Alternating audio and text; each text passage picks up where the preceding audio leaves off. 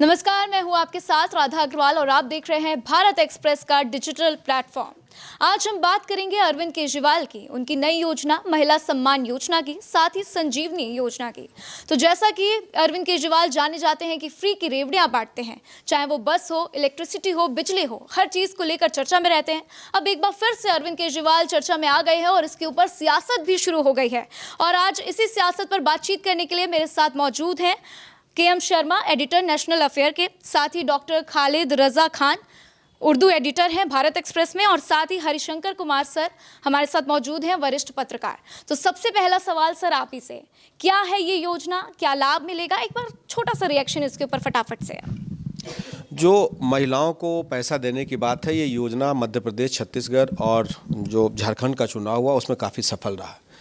बिजली और पानी के मुद्दे पे आम आदमी पार्टी पिछले 10 साल से सत्ता में है और लोगों में ये इशू अब एक तरीके से फिजल आउट होने लगा, क्योंकि लोगों को ये लग रहा है कि पानी फ्री में है तो सही, लेकिन गंदा पानी मिल रहा है या पानी पीने का नहीं मिल रहा है। बिजली के मामले में ये लग रहा था कि आप 200 यूनिट तक फ्री देते हो, लेकिन 200 से एक भी यूनिट ऊपर हो जाता है तो पूरी की पूरी आपको फीस देनी पड़ती है।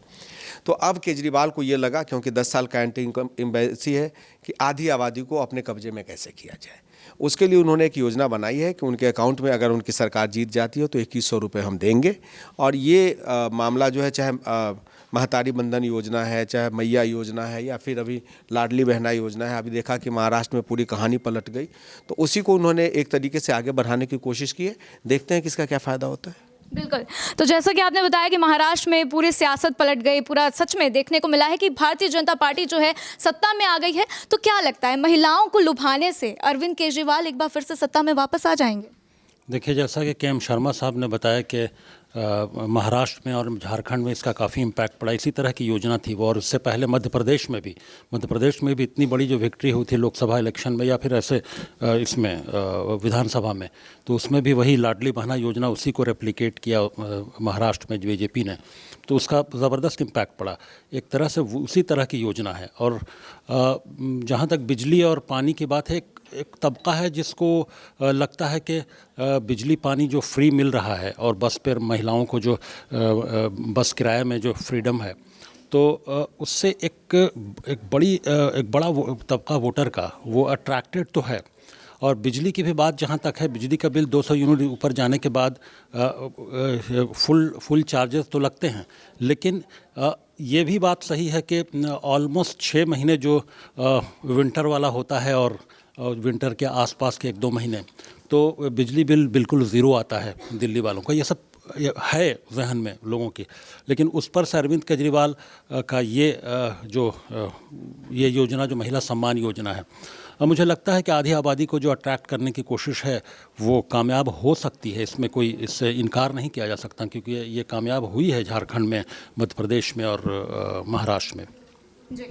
लेकिन अरविंद केजरीवाल अट्रैक्ट कर रहे हैं लोगों को, लोग अट्रैक्टेड हैं, ये बात बिल्कुल सही है। लेकिन जिस तरीके से शराब घोटाले में उनका नाम आया, एंटी इनकम्बेंसी की बात चल रही है लगातार, क्या कुछ इसका असर पड़ सकता है इस बार विधानसभा चुनाव पर? देखिए, उसी असर को कम करने के लिए ये योजना लाई जा रही है। महिलाओं को पहले से फ़ायदा, फ्री में बस यात्रा करवा रहे हैं, चाहे उसमें कोई एज बैरियर नहीं है। हर महिलाएं चाहे किसी भी पेशे में हो, यात्रा फ्री में कर सकती हैं। तो उनको लगता है कि महिला जो है वो घर में उनका बहुत महत्वपूर्ण स्थान होता है। अगर महिलाओं का वोट पा लिया तो जो ये बाकी चीज़ें जो हैं, एक घोटाला एक पार्ट है, दूसरा ये है कि इनके कई सारे मंत्री, ये खुद भी 18 महीने जेल में रह के आए अरविंद केजरीवाल। इसके अलावा बहुत सारी चीज़ें उन्होंने खुद माना है कि वो प्रॉपर डिलीवर नहीं कर पाए।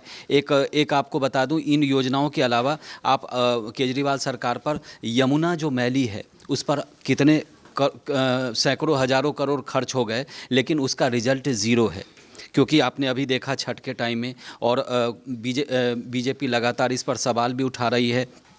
छठ के टाइम में सब लोगों ने देखा वो झाग और किस तरह से यमुना, तो क्योंकि यमुना हर लोगों से जुड़ा हुआ है, आस्था का प्रतीक है, तो उसको अरविंद केजरीवाल ने उन्होंने कहा था कि जब हम 2025 में आएंगे तो डुबकी लगाएंगे।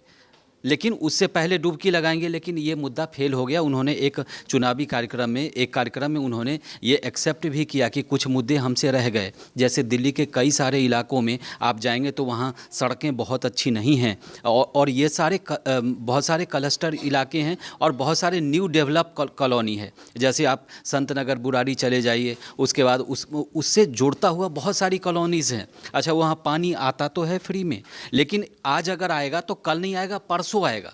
मतलब एक व्यक्ति अगर आज पानी ले रहा है फ्री वाला, तो उसके घर में कल पानी नहीं आएगा, परसों आएगा। तो योजनाएं ठीक हैं, बहुत सारी चीज़ें आप फ्री में किया है, उसका लोगों को लाभ मिला है, लेकिन गंदा पानी भी तो है। वो पानी विदाउट आरओ उसका जो TDS है इतना हाई है कि ज़्यादा अगर वो लगातार व्यक्ति पिए तो लीवर, किडनी सब पर असर पड़ता है अगले 2-3 साल में। तो उसका TDS आपको डाउन करना पड़ता है, उसके लिए RO लगाना पड़ेगा, नहीं तो आप बाहर से खरीदिए। तो फ्री की चीज़ें हैं, लेकिन अच्छा, अभी चुनाव में आप देखें तो विकास का मुद्दा कहीं नहीं है कि हम ये डेवलप करेंगे, हम ये। अरविंद केजरीवाल शुरू से आप देखें, जब से वो जेल से बाहर आए, लगातार वो खुल के कह रहे हैं कि हम रेवड़ियाँ बांटेंगे, हमें कोई दिक्कत नहीं है। और बीजेपी भी यही करती है, ऐसा नहीं है कि बीजेपी ऐसा नहीं करेगी, लेकिन वो सीधे तौर पे रेवड़ी वाला ही उनका पॉलिटिक्स इस समय सबसे ज़्यादा दिख रहा है।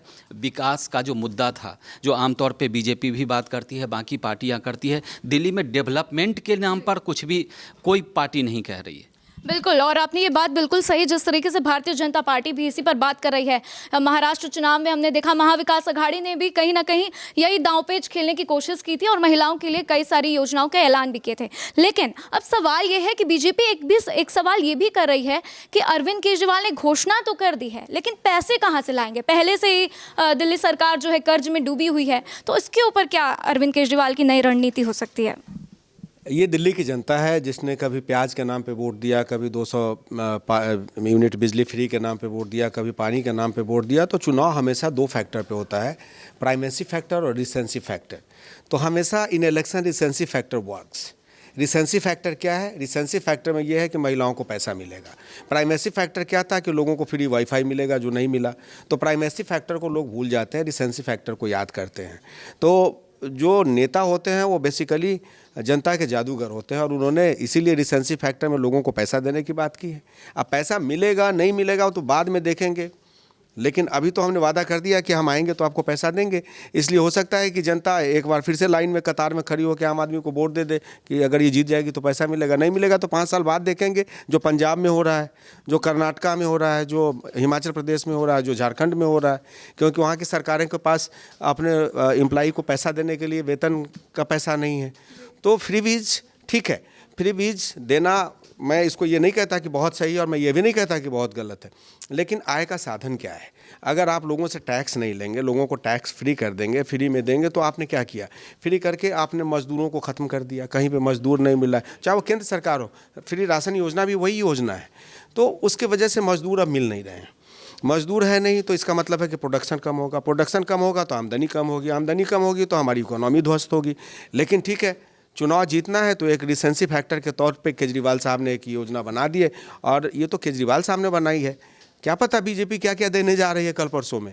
तो ये देखने वाली बात होगी कि हम सब कुछ देने की बात तो कर रहे हैं, लेकिन इसके लिए पैसा कहाँ से आएगा? बिल्कुल, पैसा कहाँ से आएगा। लेकिन एक सवाल और ये भी है कि लोकसभा चुनाव के समय पर भी अरविंद केजरीवाल ने इस तरीके की घोषणा की थी।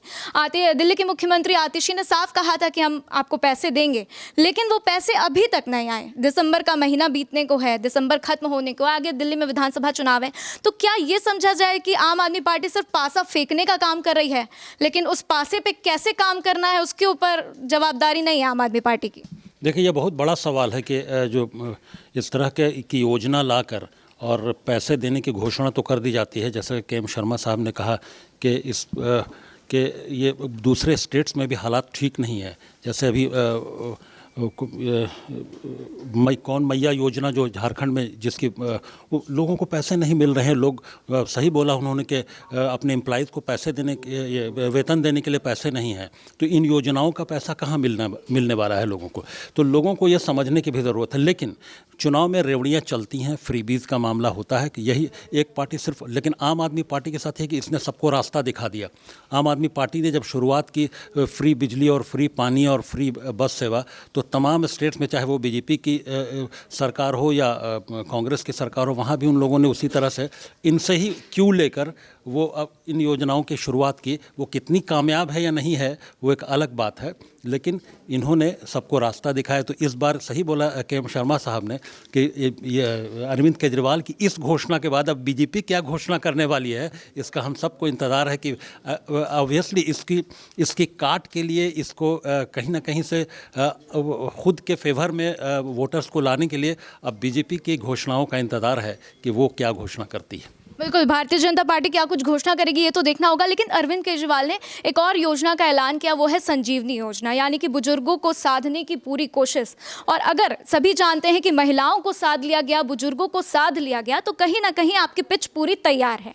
इस पर एक छोटा सा रिएक्शन सर आप। देखिए, बुजुर्गों को साधने की योजना है तो बुजुर्ग मतलब 60 से ऊपर जितने भी हैं सब बुजुर्ग की श्रेणी में आ गए, और वो अच्छी संख्या है दिल्ली में। और अरविंद केजरीवाल हर वर्ग के लिए कुछ ना कुछ करना चाह रहे हैं। घर का मुखिया है, वो 60 से कम होगा तो वो बुजुर्ग नहीं होगा, तो उसको बिजली का लाभ मिलेगा, उसको पानी का लाभ मिलेगा, फ्री पानी का। लेकिन उसके ऊपर उम्र के जो है बुजुर्ग कहेंगे हमारे बच्चों के लिए तो किया, हमारे लिए कुछ नहीं किया, ये उनके मन में होगा। हो सकता है वो खुल के नहीं बोले, लेकिन बुजुर्गों के लिए हो गया। अब घर की महिलाएं हैं तो घर की महिलाओं के लिए उन्होंने फ्री बस में योजना 2100 योजना जो अभी जिसका आज से रजिस्ट्रेशन शुरू भी हो गया है। तो कुल मिलाकर अरविंद केजरीवाल चाहते हैं कि घर के मतलब परिवार के सभी सदस्यों को किसी न किसी तरीके से साध लिया जाए। और उसके लिए सबसे बेस्ट तरीका ये है कि आप उनको फ्री का योजना, 2 योजना पहले से जा रहा है लोगों के घर में, तो लोगों को लगता है अच्छा ये फ्री बिजली और फ्री पानी का जो है 10 साल से लोग सुन रहे हैं। तो आप एक बार आदत पड़ जाती है ना फ्री की, तो 2 से काम नहीं चलता जी। आमतौर पे ये हर इंसान के मन में होता है फ्री की आदत पड़ गई है। आदत लोगों को पड़ गई है, तो अब 2 चीज़ों से काम नहीं चलेगा, तो तीसरा आप लेके आए, आप चौथा लेके आए। अगली बार हो सकता है अगर आप जीत गए तो अगली बार अगर आएंगे तो आपको 5वीं योजना लेके आनी पड़ेगी, लेकिन आना तो पड़ेगा क्योंकि लोगों को आपने आदत लगा दिया है। अच्छा, दूसरी पार्टियां हैं वो भी कहीं ना कहीं सोच रही होंगी, क्योंकि कांग्रेस भी इस बार त्रिकोणीय मुकाबला है दिल्ली में, कांग्रेस भी इस बार तैयारी कर रही है। हालांकि ये कन्फर्म अभी तक तय नहीं है कि वो लास्टली, जैसे लोकसभा में आपने देखा अंतिम समय में उन्होंने गठबंधन किया आम आदमी पार्टी के साथ, तो कुछ भी है। लेकिन कांग्रेस भी तैयारी कर रही है, बीजेपी भी तैयारी कर रही है, और बीजेपी भी कहीं ना कहीं काट ढूंढ रही है, जैसे पूर्वांचल वोटर को लेकर के और बाकी चीज़ों पे। तो बीजेपी भी इस योजना का काट ढूंढ रही होगी। बीजेपी अगर ये रजिस्ट्रेशन हो रहा है तो हो सकता है कि दूसरा रजिस्ट्रेशन जो है बीजेपी के कार्यकर्ता घर घर जाकर आपको कराते हुए दिख जाएंगे। बिल्कुल, तो तमाम राजनीतिक पार्टियां जो है अपनी अपनी रणनीति तैयार कर रही हैं। देखना होगा कि क्या इस बार विधानसभा चुनाव में दिल्ली में अरविंद केजरीवाल एक बार फिर से आ पाते हैं, क्योंकि उन्होंने जिस तरीके से महिलाओं को साधने की कोशिश की है, जिस तरीके से बुजुर्गों को साधने की कोशिश की है, अब सवाल यही खड़ा होता है कि क्या शराब घोटाले का मुद्दा साइड हो जाएगा और अरविंद केजरीवाल क्या एक बार फिर से दिल्ली में किला फतेह कर पाएंगे या फिर नहीं। इसी तरह की चर्चाओं पर हमारे साथ बातचीत करने के लिए और देखने के लिए कि किस तरीके से हम आपको क्या कुछ अपडेट देते हैं, जुड़ते रहे भारत एक्सप्रेस के डिजिटल प्लेटफॉर्म पर हमारे साथ।